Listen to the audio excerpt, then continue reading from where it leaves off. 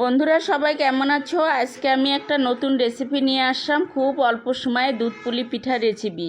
প্রথমত চুলায় প্যান দিয়ে দিলাম, তার মধ্যে সামান্য পরিমাণ তেল ও 1 কাপ পরিমাণ নারকেল, একটু পানি, খেজুরের গুড় দিয়ে দিলাম।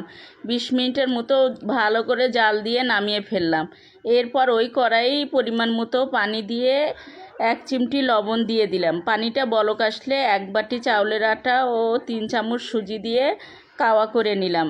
এরপর আটার কাওয়াটা ভালো মতো মথে নিলাম। এরপর পিঠা বানানোর পালা। ছোট ছোট বল বেনে একটুখানি গোলাকৃতি করে তার মধ্যে নারকেলের পুর দিয়ে দুধ পুলি পিঠাগুলো সবগুলো পিঠা বানিয়ে নিলাম। এরপর অন্য একটা পাত্রে চুলায় প্যান বসে দিলাম। দুধটা ভালো মতো জাল দিয়ে নিলাম। দুধ যখন ঘন হয়ে আসবে তখন পিঠাগুলো দিয়ে দিলাম।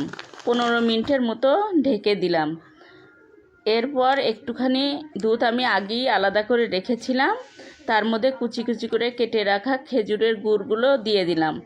এরপর নামিয়ে ফেললাম। হয়ে গেল আমার মজাদার দুধ পুলি পিঠা। বন্ধুরা, আমার রেসিপিটা যদি তোমাদের ভালো লাগে তবে একটা লাইক কমেন্ট করে যেও।